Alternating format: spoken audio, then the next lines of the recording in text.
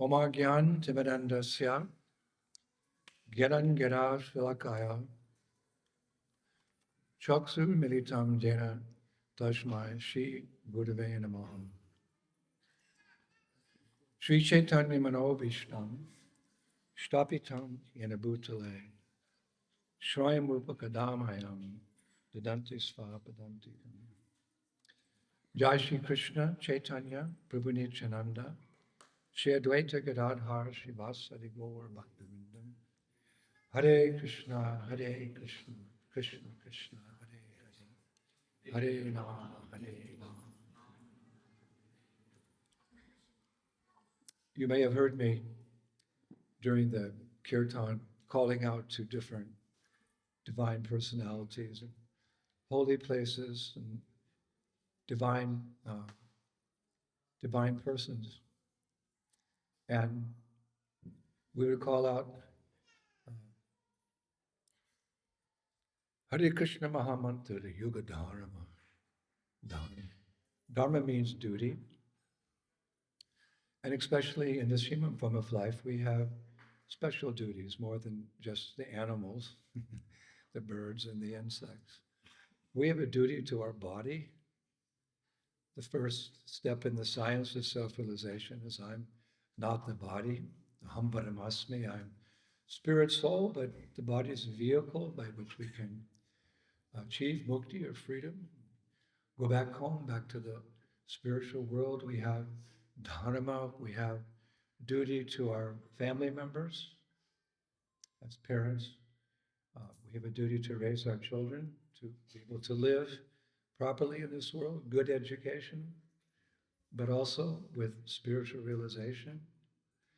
We have a duty to our village, to our county, to our country. We have a duty to this world that we can leave it a sane place, a clean place for future generations. But in Vedic culture, there's a deeper subject, a higher subject matter, Sanatana Dharma. We have a duty in this human form of life to reestablish our lost relation. Swami Bhagavan. Prabhupada said the Supreme Personality of God. It's a relationship which has been broken. Of course, Krishna never forgets us, but we tend to forget him. But it's a relationship that's meant to be established, well established, before we leave these mortal frames. Because if that broken relationship, which has been broken for millions and millions of years, Brahmana Bhamati Konya, Bhagavan Ji, Guru Krishna Prasad, Pai Bhakti Lat Bij. Our history goes back a long time. Nowadays, I think there's a website where you can, give your personal information, when you were born and the time of your birth and where you took birth and who are your parents, and they can, nowadays go way back to understand, who the previous generations were. One day my mother, she said to me, son, did you know that your great-great-great-grandfather was one of the persons who signed the Declaration of Independence? In America, we have a Declaration of Independence, 1776, when we broke away from the British and we became United States of America. There's a few signatures on that Declaration of Independence. And one of my forefathers wrote like that. I was very proud in high school. I told all my friends, one of my great-grandpa, he was a patriot. But Brahmanda Brahmatikon Bhagavanji, Guru Krishna Prasad, Pai Bhakti Lat Bij. We get a bigger picture from Vedic scriptures that our history goes back eons and eons and eons. Prabhupada said one time, time immemorial. And what have we been doing? In a disconnected way, trying to find pleasure, trying to find happiness, trying to find satisfaction by going from Brahmanda, from universe to universe, from species of life to species of life, and from body to body. There's that saying, I've been there, I've done that. We have.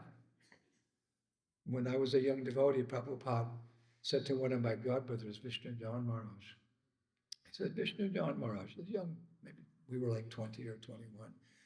He said, if we take this verse as fact, which we do, Yashtadevi para bhaktir yatadevi tata guru, one who has faith in the spiritual teacher and the ancient scriptures, the full purport of spiritual wisdom is eventually revealed to that person. So Prabhupada said, Vishnu Jana, you have been in every species of life. Because if we've been here since time immemorial, transmigrating from body to body to body to body to body. Prabhupada says, you've been a demigod in the heavenly planets.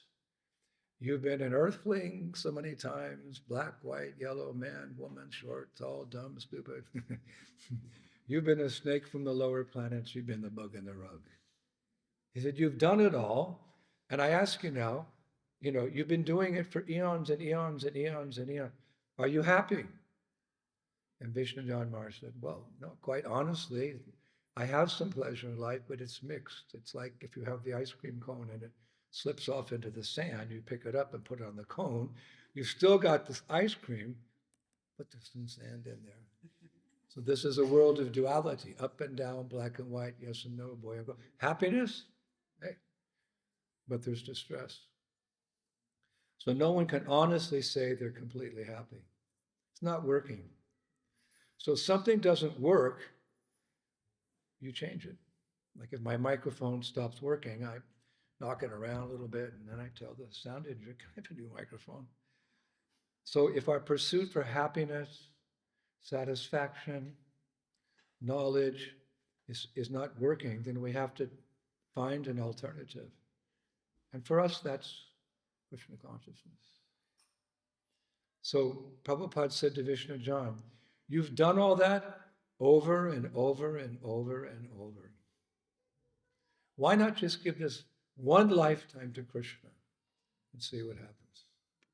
Because if you become fully Krishna conscious, yam yam vapi smaram bhavam. Gita says, whatever you remember at the moment of death, and what you remember at the moment of death is that which is most dear to you. That we should understand. This is transcendental science. Not material science, but we put our faith in the rishis and the yogis, not the scientists speculating. Yam yam vapi smaram bhavam. If you, whatever you're attached to, whatever is dearest to your heart, you attain that destination. Actually, Vedic scriptures go in even deeper, that your whole life passes before you, like a video. From the moment you entered this world to the moment you're departing this world, this is deeper science. Our scientists are the rishis, the yogis. Krishna himself, who knows more about this material world and the spiritual world than he who created it. If you create a patent, you know it better than anyone. So Krishna created all that is material, so he knows, he says that this, your whole life, just as you're dying, and whatever you're most attracted to, you attain that state in your next life. So to be careful, we have to prepare. The two most important, really most important moments in our life, and when we're born, healthy from the womb of our mother, and hopefully a good family, a democratic country, we can choose our spiritual path, and the moment of death. These are the two most important moments in our life, actually. And when we die, because death means where your consciousness is, you go. And what's most dear to you, or what your mind is fixed on. So if we practice this natural process, sometimes people think it's foreign, it's strange. No, this is the natural way of life. This is the spiritual way of life. Jivera Swapoya Krishnara Nitya Das. We are all eternal parts and parcels of Krishna. The body's here today, it's gone tomorrow. We've been black, white, yellow, man, woman, president, pauper. We've been through all that. That's just temporary designation. So this way of life that we're we're we're starting to live again. This is natural. Krishna consciousness. That's why people all over the world, regardless of what nation or what tradition or what country they're born in, so many of them are adopting this lifestyle. People around the world are not adopting, with all due respect, Chinese culture or Brazilian culture or French culture. But this is a phenomenon that one day scholars will note. They'll note it's happening. Boys and girls, men and women from all over the world are adopting this culture because it is the most natural culture to be a spirit soul, to be a lover of Krishna. George Harrison, I was in the Bhaktivedanta Manor. He was there. I wasn't in the room, but the devotees told me. He said, everyone's a devotee of Krishna. Some know it, and some don't. So the purpose of life is to reconnect. Actually, when I was studying Latin in university, I remember, not much, but something, because who speaks Latin? I should have learned French or Spanish or improved my English. But I remember reglio. Reglio is a Latin verb which means to reconnect. So that verb is there in the word religion. Religion, the central verb, reglio is the Latin verb is there, religion. So religion means to reconnect. To reconnect. And at different times in the history of the human race, Krishna has created these paths to different saints and sages, etc. People, you choose that tradition which you feel most comfortable with, but practice it properly. Sometimes religion's not practiced properly. People get put off, but Prabhupada said the misuse of something doesn't mean the original thing is wrong. But yoga, now yoga has become so popular, but the root verb yoga means, yukt means to reconnect. It's the same principle, but to reconnect with what? The source of all that being. And the beauty of our Vedic culture is that we know who that and what that source is. We don't say that with pride. We say that we are not better than others, but we consider ourselves a little more fortunate. And we try to share that understanding with others. God. How can you love someone you know nothing about? The whole principle of yoga, religion, spiritual life, ultimately the pinnacle is to awaken our dormant love for the person who's the centerpiece of all these paintings. But you see, we have the paintings. We see the form. We see the activities. We see the participants. We feel the beauty of the humor, the mood, the love that's there in reestablishing our relationship with Krishna. Jiva Goswami and the Shandarbhas, he said, Krishna is the original name for God. So many names, they're all bona fide. You can chant any name that you like, but here's the original name. We know the name, the fame, the form, the pastimes, the paraphernalia. Love is in the details. You have chosen your wife, you have chosen your husband at the beginning, those beginning days when you were in love. You're still in love, but I mean that there's something special about the first time. Why did you choose that person as your husband or your wife? The way she walked, the way she talked, the way she dressed, the music she liked, the food she liked. Even it was different from you. Sometimes opposites attract. But it was the details and the personality that touched your heart. So how can we understand what is the absolute truth, the divine, the supreme, the Godhead? How can we fall in love with that person unless we know so many things about him? And that's the beauty of Vedic culture. As much as you want to know, you can know. Remember when I was in Bible school, when I was young, seek and ye shall find. Just like school. In my country, you can stop school, what do you call it here, secondary school, high school, You finish at 16 or 17 years and you go on to education. In my country, you can officially stop, you can drop out anytime you want, but that's not a good idea. You can officially stop at high school. You don't have to go on. But if you want to know the subject matter deeper, you go to university. And if you want to go deeper, you go into master's. And if you want to go deeper, you go to PhD. In fact, I encourage all of my students, all of my disciples, to shoot for the rhino and get a good degree. Because if you have a good degree, you have a good education, then you can get a proper job. You don't have to struggle for life, and you'll have time for study of the scripture, going to the temple, chanting Hare Krishna. I always tell my students, what is your bhakti? What is your devotional service? My devotional service is to study the scriptures and give lectures and travel around the world and create festivals to bring new people to Krishna consciousness. Somebody's service is to worship the deities. Somebody's the cook, somebody's the temple president, someone's raising babies. It's all wonderful, it's all part of the institution. But what are the students? Sometimes the students, they think, I have to do my schoolwork and then my Krishna consciousness. No. When you get your report card, how we used to call it the report card on email or whatever, Instagram, you take it before the deities.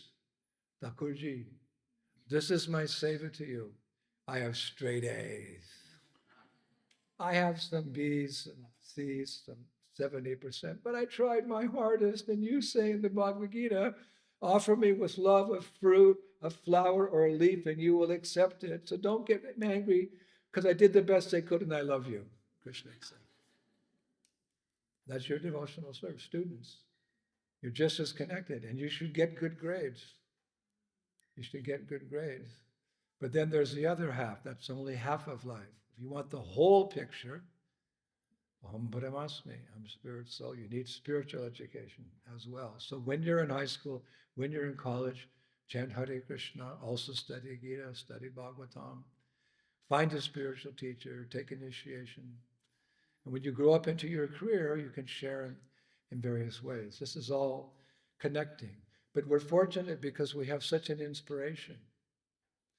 We know as much as you want to know Krishna, you can. You can go through the grade school of Krishna conscious education. You have your school here, kindergarten, then you go to, but in the same way, as deep as you want to go, you can get a master's, you can get a PhD and beyond, because Krishna's pastimes are unlimited.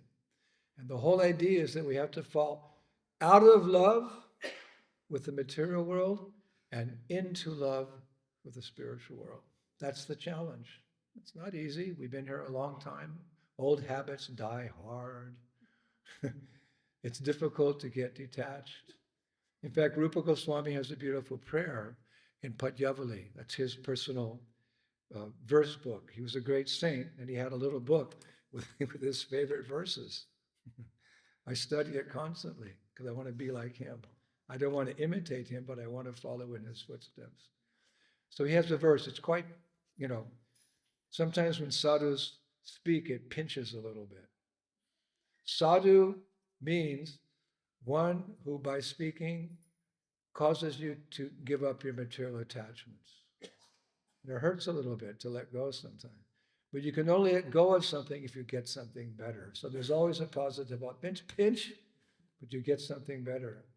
So he says, as young boys are attracted to young girls, let's be honest, boys. As young girls are attracted to young boys, let's be honest, girls.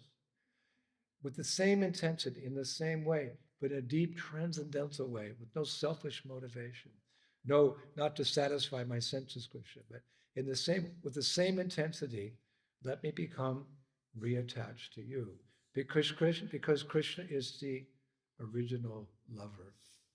He's not an old man on a chair in a cloud, as the judge, heaven, hell. No, that may be there because of the law of karma. But he's waiting for us in the spiritual world. You see here, all these pastimes. This is not mythology. This is not some fairy tale. This is not Grimm's fairy tales. Aesop's Fables, I think it was called. This is not Disneyland. This is absolute truth. Do you think that the great rishis of yore, the great sages of yore, they were wise men, they were much more detached from this world, much more moral, much more civilized than our modern culture? Do you think they were writing these books down thousands of years ago for, for future comics? In India, they have that comic series. What's it called? Yeah, there's some series, and they make the story look like a fable. This is absolute truth. Srila Vyasadeva wrote down all the Vedas, totally detached, fully enlightened. He's still living in the Himalayas. He was writing this down for our benefit.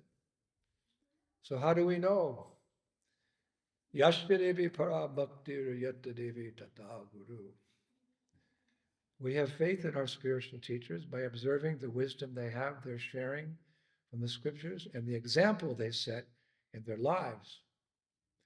And if you serve those divine personalities, gradually your faith in them increases. And we accept one as a teacher and we study more Vedic literatures. One time, one of my god sisters, very early in the movement, I believe it was Malati. This was like 1966 or 67. She said to Srila Prabhupada, Prabhupada, is it true that God's a little boy? That he's blue? And he wears a peacock feather? And he's a musician? He plays a flute? He wrestles with his friends in the sands of Ramanreti, and in the autumn under the full moon, he dances with gopis. And he created a four-headed person called Brahma, who had the power to create this universe. And then there's Shiva, who's covered with snakes. Prabhupada, I'm an American girl. Is this all true? So Prabhupada's answer was very interesting. Enlightened soul, coming down from the spiritual world, no ordinary. Shaktavesh avatar. The different avatar means one who descends. There's the Das avatars, the 10 incarnations, everyone in India knows. There's also Shaktavesh avatar. It means an especially empowered personality to spread Sanatana Dharma, with the science of how to reconnect with Krishna. This was our Srila Prabhupada. So Prabhupada, he thought for a moment her questions, and then he closed his eyes and he opened his eyes. He said, Malati, do you think I would cheat you? And she blushed. She said, no, Prabhupada, you wouldn't cheat me. One of my godbrothers, he was a businessman in India. And to do business, you got to be pretty tough, scrutinizing. You look at your opposition, you find their weaknesses and so forth. And he came in contact with Srila Prabhupada. He had a little interest in spiritual life, but he just, he had some doubts and he didn't really trust, who is this person? A.C. Bhaktivedanta Swami Prabhupada. So for 6 months, he tried to find fault in him. He'd come to the temple, he'd watch him lecture, he went on the morning walks, he saw Prabhupada managing the temples. He saw him in all different situations. He could not find a fault in the founder Acharya.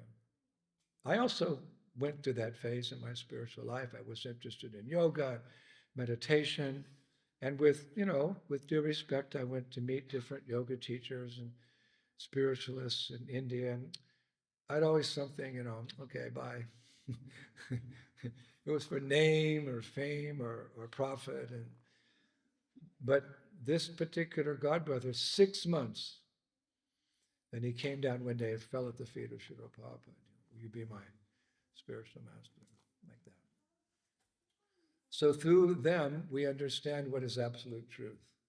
There's a saying that a sadhu, an intelligent person, an aspiring spiritualist, he sees through his ears, not through his eyes. And Prabhupada gave an analogy. It's not a perfect analogy because it's a material analogy, but analogies help us grasp deep philosophical points. So Prabhupada said, just like these eyes, we look at the moon. Now people are looking at the moon because they're going to the moon in a spacecraft. That's another lecture. But you look at the moon, it's the size of I don't know what you have here. We have in America, we have quarters. In India, we have rupees. So Australian dollar, you have in a coin. Yeah. So the moon looks this big, but to the naked eye, that's as far as we can do with our senses. It looks like that's how big it is. But if we hear from the scientists, who of course do have good theories, proper theories, not all, but some, we understand it's much larger. It's much larger. So to understand the moon, we have to go to authority beyond our limited senses. To understand the absolute truth, which is spiritual, we have to hear from spiritual personality. Tadvidi paripatena paripashana sevaya upadikshanti tegana gananashitakudarshana. Just try to realize these truths. It's one thing to get the knowledge, it's another thing to get the realization. There's gyan and there's vigyan. In the material world, there's just gyan. And you study and you pass your exams and you use that knowledge in life. But spiritual life is different. There's knowledge and then there's vigyan, there's realized knowledge. So how do we understand these concepts I'm talking about? This is not a lecture you would give maybe to the general mass of people, because some of these are very deep truths. So how do we realize what I'm talking about? That verse is there, 4th chapter of Gita. Just try to understand these truths by approaching a spiritual teacher. Paripashana, you inquire from him, sir, who am I? What is the purpose of life? What happens at death? Can you logically and spiritually and convince me of the existence of a supreme being? Paripashana, you question. And then sevaya. Tadvadi paripashana sevaya. Seva means you serve. You serve the Guru. You serve the spiritual master. And you endear yourself to him. And he carries the ability to bless. The blessings, like Shakespeare said. This mercy falleth from heaven like a gentle rain upon those below. I'm not quoting the whole verse, but paraphrasing. It falleth from heaven like a gentle rain. It's mysterious. It's mystical. In fact, this whole world is mystical. Scientists don't know everything. They can't explain everything. Because it's mystical, how it's all going on. So tadvidi paripatena, paripashana, upadikshanti teganam garanash tattvadarshana. These truths become vegan, and then you're hooked. If you have a meal and then you eat it, and I didn't know, and they say, you're skinny, you look hungry. No, I'm not hungry. Yes, you are. No, I'm not. Only you know. I can't tell, but you know you're hungry. So this is tangible. Spiritual life is something tangible. It's meant to be like that. Phalina padichate means there must be some result, other then it's not authorized. You have to become gradually detached, and you gradually have to become attached to Krishna. Everyone has their own pace. When the lotus flowers open in the morning, I sat at a lake one day and I saw lotus flowers are closed during the night. When the sun comes, some open very quickly, some open very slowly. Everyone has their awakening, but there must be some effort each day to awaken a little bit. And it's a good investment. My dad was a businessman. He taught me, put your money in something where you get the most returns. So I just dovetail that. The most returns you get in this path of bhakti, the awakening of love. As much as you put into it, you get that. And you'll experience it. Every spiritual path, every religion is like that. When you go to the church on Sunday, you shouldn't come out the same person. It's the house of God. There's something about it that's not ordinary. When you go to the mosque and do your namas, 5 times a day or wherever you are in the office, when you finish, you shouldn't be the same person. When you go to the synagogue, when you go to the the Buddhist temples, when you come to the Hare Krishna temple, Cheto Dharpana Marjanam. First, it's the cleansing business. We can't claim to be great saints. We don't have a halo. We don't have that aura, which comes for a saint. But first, first there's the cleansing business. Like if you want to plant a rose garden, you have to take out all the weeds, and fertilize the soil, and then plant the roses. Otherwise, those roses will be overcome and choked by the weeds. So the weeds in the heart, due to traveling through this material world since time immemorial, we collect a lot of weeds: lust, anger, greed, jealousy, hatred. Those are the weeds that are covering the beautiful soul, which is more brilliant than 10,000 suns, rising simultaneous, eternally youthful. So scrub a gub dub, 3 men in a tub. You can clean the body by soap, and you can see it, the dirt go in the drain. But the subtle body, we're not just the body, we have the mind. We have the intelligence, we have the ego. This is yoga, deeper into Bhagavad Gita. This is the subtle body. And then there's the soul. So to get to the soul, you have the mind. The yogi controls the mind. And with that mind, and intelligence, he can realize that the soul deep within the heart. So, but you have to cleanse that subtle body. My mom, when I was a really bad boy, I took shelter later when I heard Prabhupada said, if a boy's naughty when he's young, that means he'll be intelligent when he's older. I said that to my mom after I joined the movement.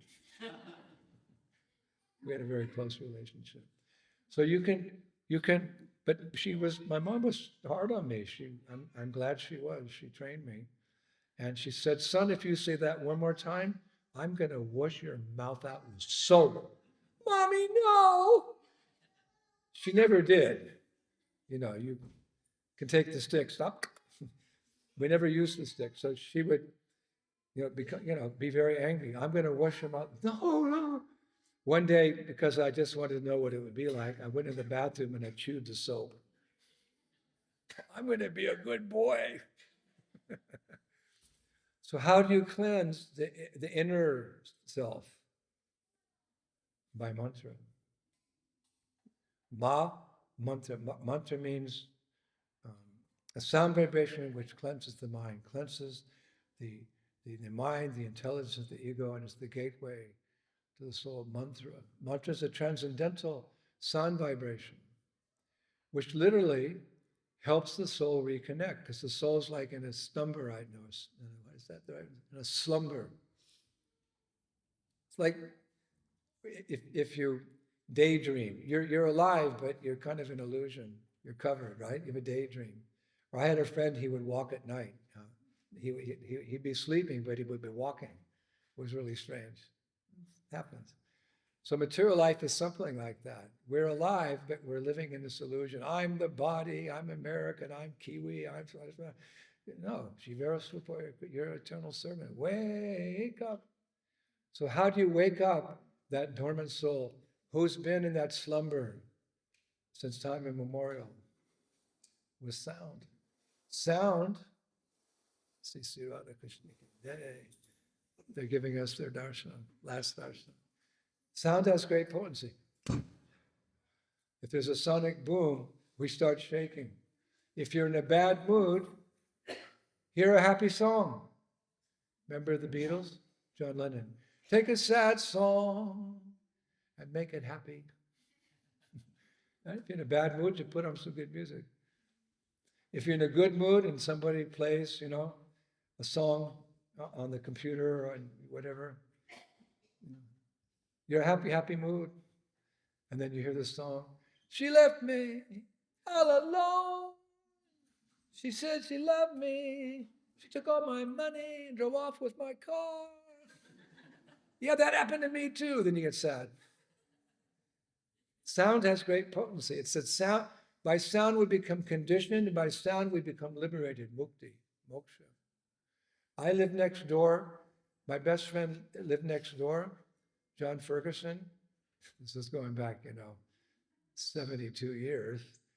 And His mother was an opera singer, and she could sing such a high note that it would crack a crystal glass. It's true. Sometimes, he come on, you want to see my mom? My mom's better than your mom. Come on over. And she would be practicing. What's that? So sound has great potency, material sound. It affects our consciousness. That's why sadhus are always trying to hear. They close their ears off to all mundane news, to mundane music, to all these type of sounds. And they try to constantly hear spiritual music. We have plenty of music in ISKCON. We can hear bhajans and kirtans, and we can study history, study the Mahabharata, study the Ramayana. We have everything in Krishna consciousness, but in a transcendental way.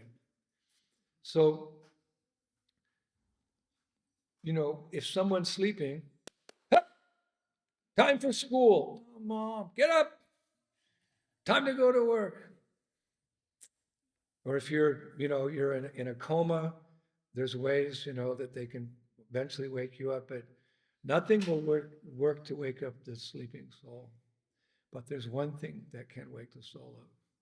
This mantra, Hare Krishna, Krishna Krishna, Hare Hare, Hare Rama. 3 words. Nice things come in small packages. It's only 3 words.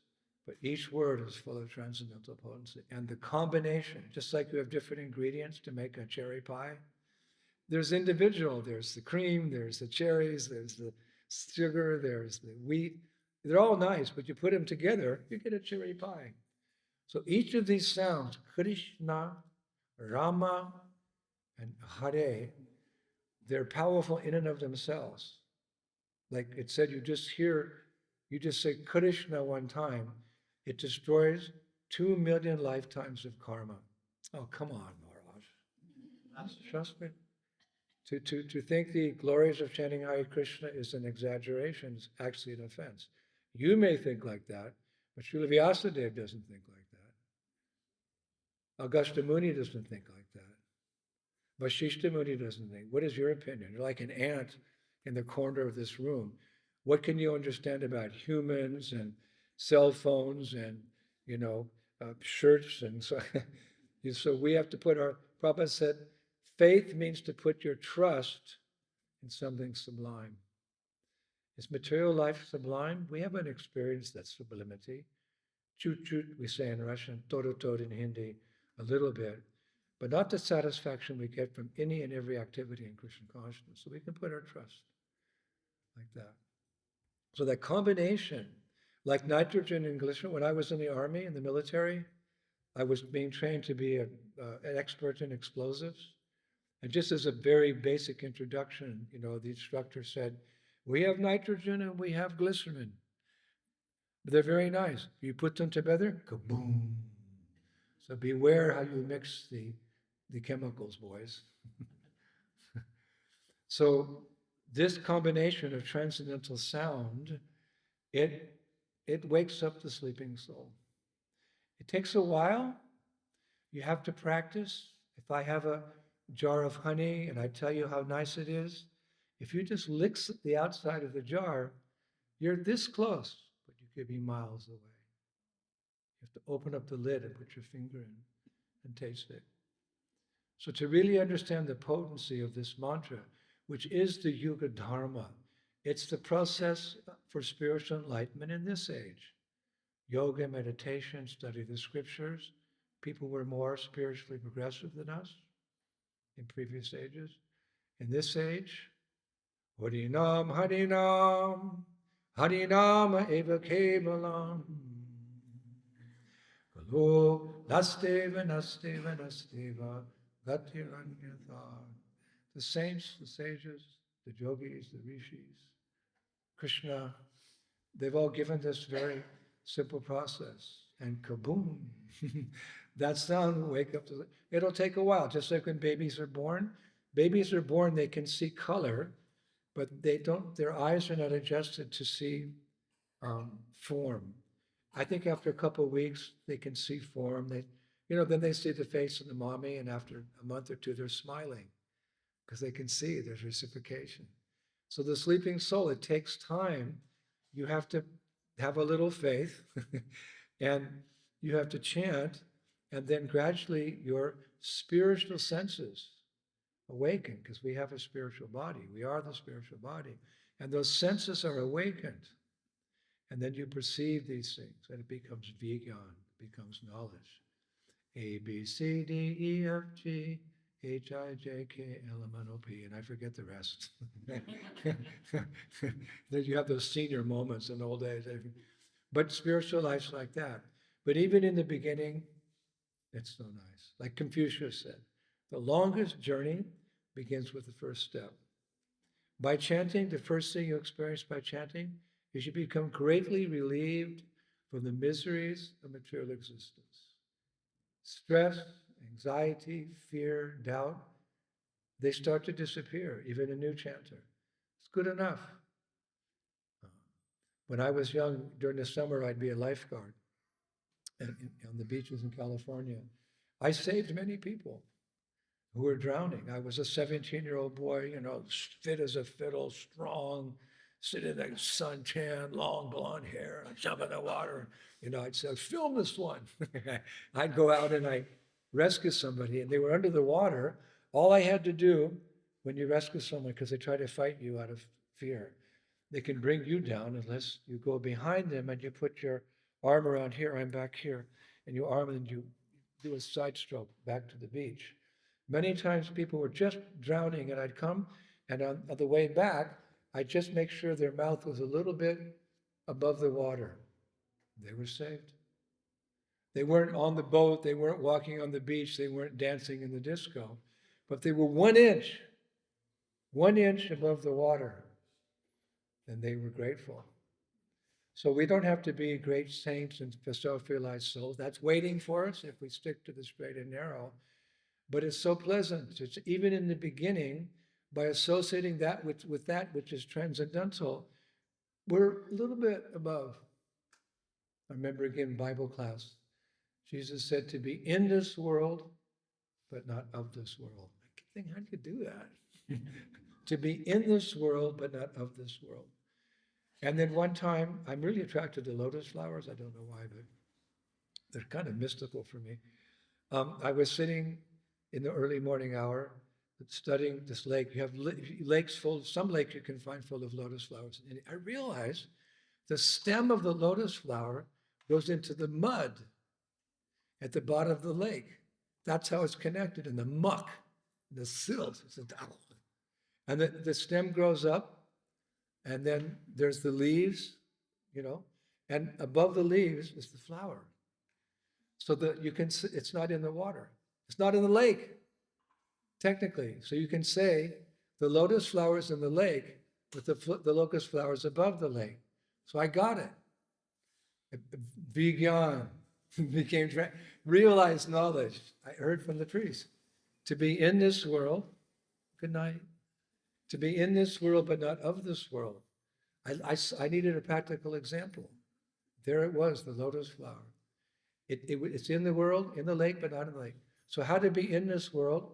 Go about your various duties. Let's be logical.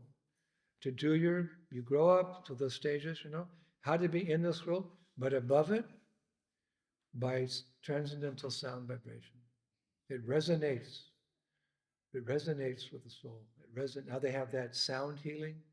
People have done that. There's some resonating with something in the body, the mind makes you how to resonate with the soul. Connect to Krishna, the absolute truth, the all beautiful, merciful, loving, supreme person. Like the umbilical cord. The baby's got the umbilical cord, right? It's connected to mom, but the baby doesn't realize it. But the nourishment's coming from the mother. So what's the umbilical cord to the original mother and father, to Radha and Krishna? What's the umbilical cord? Hare Krishna, Krishna Krishna, Hare Hare. You can feel the nourishment. If you chant, you can feel the nourishment. And if you become regulated in your chanting, then you open up this pipeline of kripa, mercy coming. The first day I came in contact with devotees, I started saying 16 rounds. The first day. I said, if I'm going to do this, I'm going to go for it. If I'm going to do it, like I said earlier, shoot for the rhinoceros. We don't shoot rhinoceroses, but it's the same. If I'm going to do it, let me do it right. My parents taught me like that. Son, if you're going to do something, then pick what you want to do. You can't do everything. If you're going to do something, do it right. So when Prabhupada told me, you chant it, yes, sir. Sir, yes, sir. We say in the military, sir, yes, sir.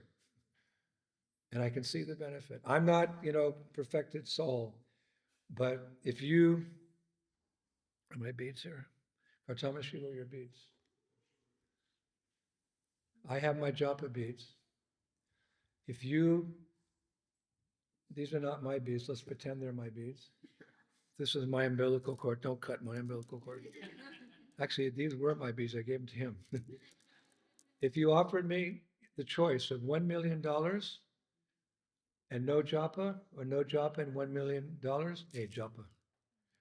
Because money comes, money goes. You come into this world naked, you leave naked. But even if you don't complete the course of Krishna consciousness, you start where you left off. My dad, God bless his soul, he'd probably say, son, that's the best investment. Because if you die and you've got 34% advancement, you start off with 35. And you're guaranteed association with devotees. That will come into your life. If you meet devotees and there's some kind of affection there, some kind of interest, it means in a previous life you had that.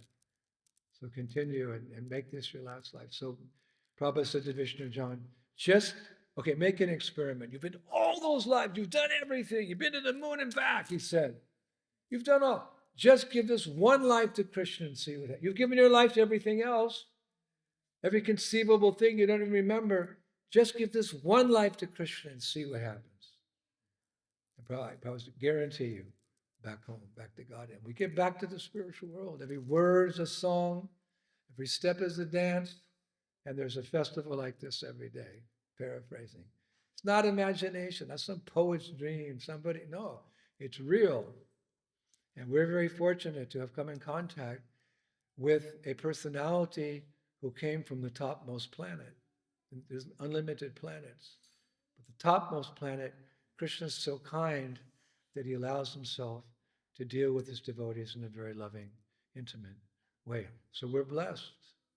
Somehow or other, we got caught in this tsunami of Srila Prabhupada's mercy to understand these things which were rare to understand in previous ages, but there's a concession. There's a sale going on.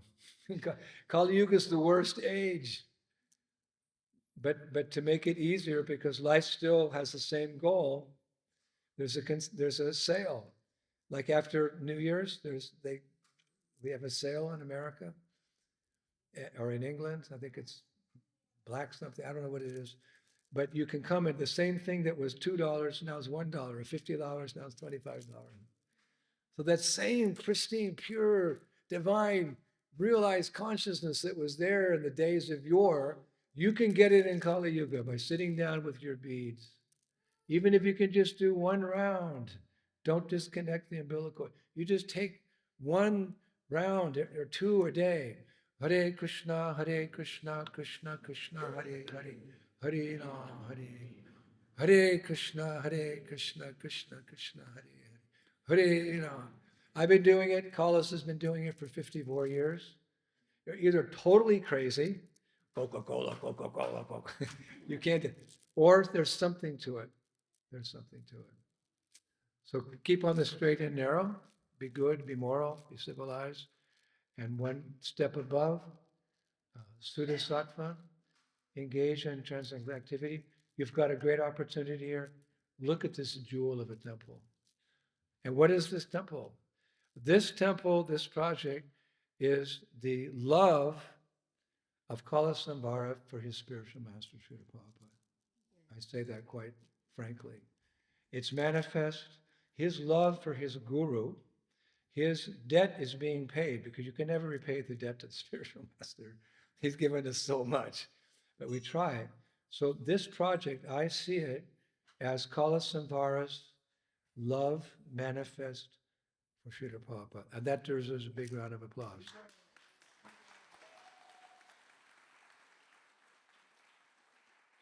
And, you can manifest your love for the Guru in many ways.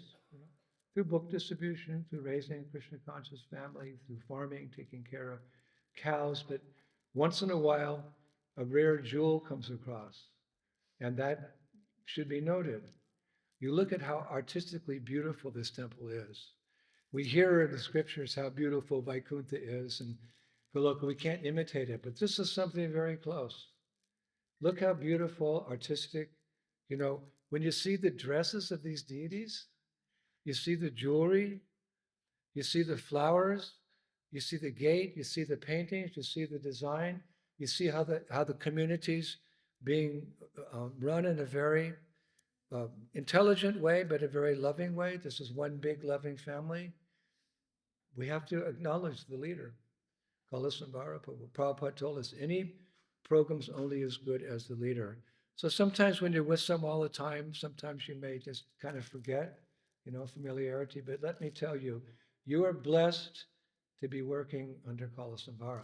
And he's fun to work with as well. He's got a sense of humor. Some leader, yes, sir, no, sir. But he makes it fun. He's attached to Shravanam, Kirtanam, Vishnu, Shmaranam, Padasevanam, Archanam, Bandham, Dasyam, Sakyam, Atmanivedanam. He's very expert in all those things. He loves our culture. He lives our culture. He dresses our culture, lives our culture. He likes to go home. This is his home, but also Braj. This is like Braj recreated. And he likes to go to Mayapur. He likes to go to the holy places. He's expert at all these activities. So you have a very good example to follow. You've got good leadership, and leadership materially and leadership spiritually. He's one of my best friends in the whole wide world, and that's why we look like each other. I heard a rumor last year, Indradyumna Swami not wearing saffron. He's wearing white, and he's not even ashamed. He's walking around Vrindavan, and the rumor came back. I said, oh, hey, guys, I'm here. Who was that? Kalasambhara. And the other rumor was that Kalasambhara took sannyas. So we have a very deep relation. We're very much like each other. We love the same. Friends in the material world, I need friendship. But if your friendship is, illicit sex, taking intoxication, drugs, disco, gambling, you're taking each other to hell. But if you develop deep, close friendships in Krishna consciousness, you're encouraging each other, chanting Hare Krishna, studying, going to the holy places, discussing these topics. So we need Hari, God, we need Guru, and we need Vaishnava. Each of them is an essential ingredient in going back to God. So you have to have friends. And the nature of friendship is you have many associates, but in world you can have like 3 or 4 really tight friendships. That's just the way nature is. So Kalasambhara is one of my close, very close, we used to say in the old days, bosom buddies. They don't use that term anymore. We're very close. We just like to hang out. I just read the other day, a good friend is someone you can just sit with. You don't have to talk. You don't need conversation. You're just happy to be in their association. So you are blessed. You are blessed. I mean, to be living in this country at the bottom of the world, you're closest to the South Pole as you can get, and not freeze to death. But I've heard a saying that if there's a world war, the best place to live, the safest place to live is New Zealand. Democratic country, and you have the freedom of religion here. You have documents, and it's a beautiful country. Just go see Lord of the Rings. It was all shot here. You've got everything you need materially. Of course, there's always some flaws in material existence, but spiritually, you've got everything you need. You've got the best leader. This is probably one of the best, if I would say best communities in the world. I can say that because you're educating your children. My complaint in ISKCON, being first generation, is we haven't created enough schools because every country will put a large amount of the GOP, the gross national product, back into the schools. We failed to do that. I am always saying this, we should do it. But here's an example. You're having children the next generation, and you have a school of 250. And if you had the money, you could educate 500 or 1,000 because of the authority of the government. So you've got everything. You all have no excuse for not getting back to Godhead in one lifetime.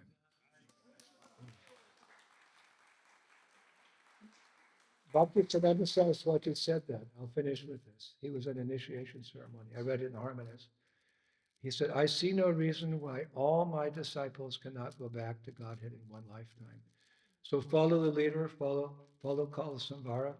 Everything's got high taste there. I've seen temples, okay, they're temples.